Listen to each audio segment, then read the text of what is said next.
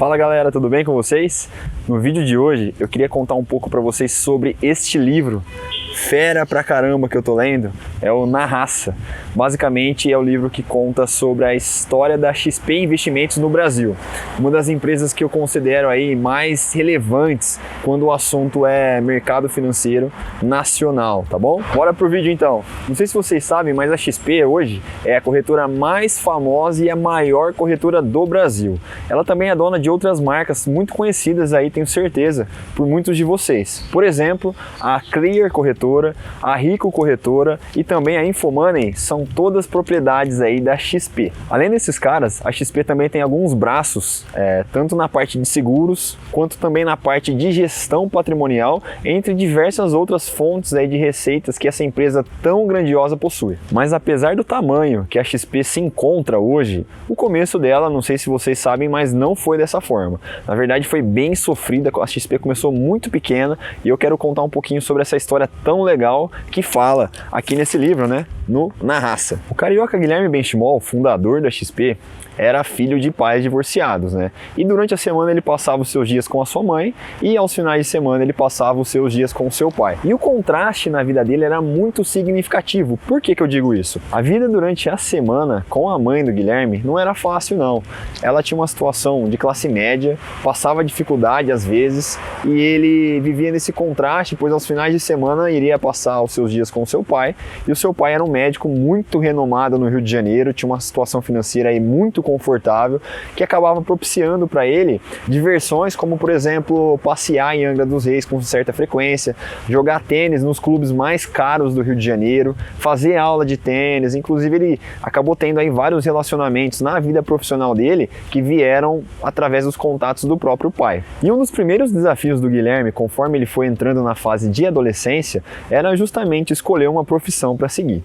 E como eu falei para vocês, o pai dele era um médico muito consolidado no Rio e obviamente que o pai queria que o Guilherme seguisse os passos dele e também fosse fazer medicina. Tanto que o pai um dia até convidou o Guilherme para assistir uma cirurgia que ele iria realizar e o Guilherme acabou aceitando. Foi então que ele foi acompanhar essa cirurgia do pai e acabou passando mal na cirurgia, decidiu sair da sala, não se sentiu muito bem dentro da sala e a partir daí ele percebeu que o negócio dele não era ser médico, né? Ele queria fazer outra coisa, só não sabia o que ele queria fazer naquele momento. E ele queria, claro, né, como todo jovem aí em início de carreira, conquistar o seu espaço na sociedade. Então começou a buscar quais seriam as opções, de acordo com o perfil dele, que poderiam se encaixar nas necessidades financeiras dele, né? Foi então que ele teve contato com a área de economia, decidiu trabalhar no mercado financeiro e aí como que ele queria entrar no mercado financeiro? Ele decidiu fazer um curso de economia, um curso superior de economia e começou então o seu curso de graduação, né? Só que desde o início do curso de graduação ele percebeu que estudos não era o forte dele. Ele sempre foi um cara muito mediano nas notas, passava nas disciplinas com uma certa dificuldade e acabou levando até um pouco mais de tempo para se formar. Foi então que, próximo do final do curso, o pai dele deu um basta nele, falou que ele tinha que finalizar essa faculdade o mais rápido possível. E nesse meio tempo ele tinha começado a fazer um estágio em uma empresa do Rio de Janeiro.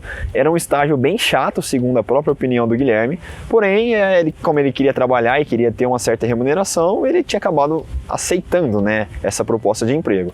E passava a maior parte do seu dia trabalhando, fazendo coisa que ele não gostava e não tinha tempo para estudar. E por consequência acabava indo mal nas matérias. Depois dessa pressão do pai, ele decidiu largar o emprego que ele tinha, se dedicar aos estudos e aí acabou se formando. Após então 6 meses de formado, ele estava na sua procura aí por emprego, estava bem complicada a situação na época, mas 6 meses depois ele conseguiu passar aí, conseguiu ser aprovado em um programa de trainee em um banco do Rio de Janeiro e esse banco estava com um projeto bem legal. Ele estava criando uma startup dentro do próprio banco chamada de Invest Shop. Seria, como o próprio nome já diz, né galera, um shopping de investimentos. E foi aí que então o Guilherme foi recrutado para a área comercial dessa nova empresa que estava começando dentro desse banco tradicional no Rio e começou a se dar muito bem. Ele, como o próprio nome do livro já diz, né, Na Raça, porque o pessoal considerava ele como se fosse um cara bem raçudo, sabe, bem guerreiro. Ele não desistia, ele sempre batalhava para conquistar os seus clientes, tentava fazer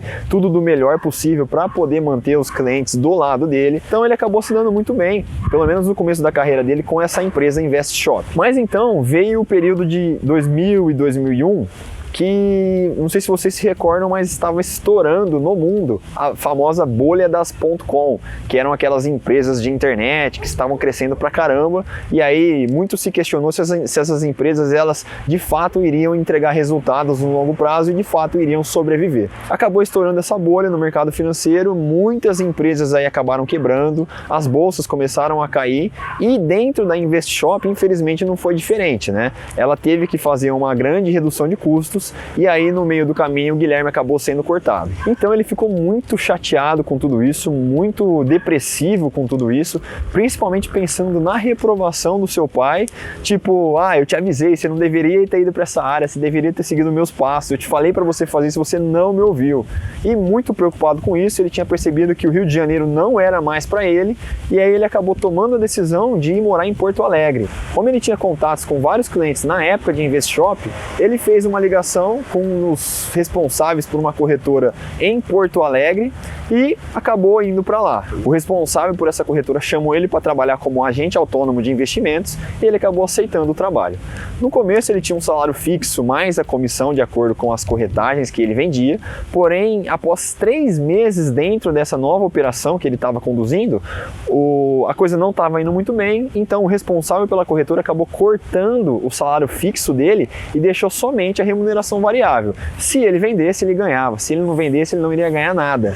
E aí vocês imaginem, né, distante de casa, tendo que pagar suas próprias contas, não tinha fonte de renda a não ser essa daí, ele acabou passando bastante dificuldade nesse período. E diante de tudo isso, ele percebeu que ele não iria dar conta de levar isso para frente sozinho, ele precisava de ajuda para poder captar mais clientes e fazer com que essas comissões de fato aumentassem, né? E ele começou a buscar um parceiro para poder ajudar ele nessa batalha. Foi aí que ele encontrou o primeiro sócio da XP, que foi o Marcelo, né? Até então não era XP, só que ele acabou encontrando o Marcelo, era um cara de 25 anos na época, que também trabalhava com ele nessa corretora, inclusive tinha acabado de começar o trabalho nessa corretora, e aí o Guilherme propôs para ele para trabalhar junto nessa nova operação que estava surgindo, e aí o Marcelo acabou aceitando o convite. Legal, aceitando então o convite, eles tinham que dar um nome para essa operação, né? Para essa empresa que estava surgindo, que eles queriam se desvincular totalmente com a corretora que eles trabalhavam, para poder criar uma empresa nova que poderia prestar serviços para essas outras corretoras. No caso, a corretora era a Diferencial, que eles iriam continuar prestando serviços de agente autônomos de investimentos para a Diferencial. E aí o Marcelo perguntou para ele, né? Foi até uma parte bem curiosa da história da XP, que o Marcelo perguntou para ele: e aí, Guilherme, qual que vai ser o nome dessa empresa que a gente está fundando? E aí o Guilherme falou assim: Marcelo, coloca qualquer coisa aí, coloca XPTO e vamos atrás de cliente. E XPTO, não sei se vocês sabem, mas é como se fosse alguma coisa genérica, alguma coisa que não tem significado nenhum. É o famoso qualquer coisa, coloca qualquer coisa aí que serve. Aí o Marcelo, para tentar melhorar um pouco esse nome, que ele não tinha gostado muito, ele corrigiu um pouquinho e falou: então, em vez de colocar XPTO, vamos colocar XP, que seria de expertise, né? Então, aí começou a XP. Esse foi o nascimento da empresa XP, por volta aí dos anos 2001, 2002. Começando a operação da XP, eles tentaram buscar clientes, tiveram uma série de dificuldades. É claro que eu não vou contar todo o livro aqui, espero que vocês leiam esse livro caso vocês se interessem, porque vale muito a pena.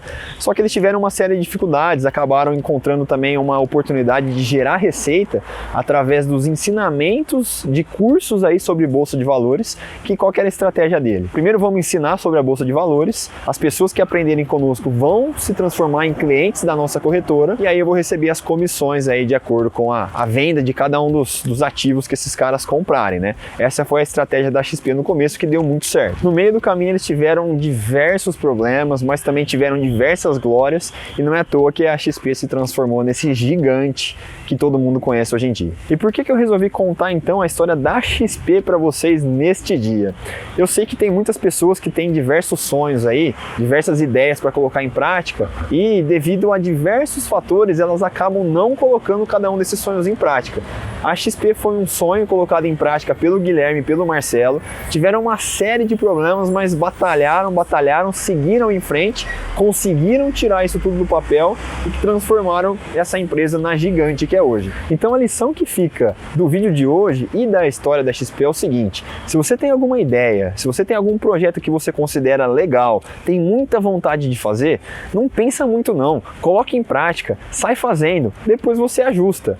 Lembra daquela expressão que eu gosto bastante: antes feito do que perfeito. Se você ficar buscando a melhor maneira de começar um projeto, de divulgar um produto novo no mercado, você muitas vezes não vai sair do papel. Então galera, antes feito do que perfeito. Vamos colocar essas coisas em prática, porque naturalmente a coisa começa a tomar um rumo legal e aí pode ser que dê certo. Agora, se você não colocar em prática, como é que nós vamos saber se a coisa teria potencial ou não? Essa é a lição do vídeo de hoje, espero que vocês tenham gostado e quem ficou aqui até o final, muito obrigado. Não deixem de curtir esse vídeo, não deixem de compartilhar também com seus amigos e fica a dica aí, leiam o livro da XP que vale muito a pena. Beleza, pessoal? Um abraço a todos, te vejo no próximo vídeo. Tchau, tchau!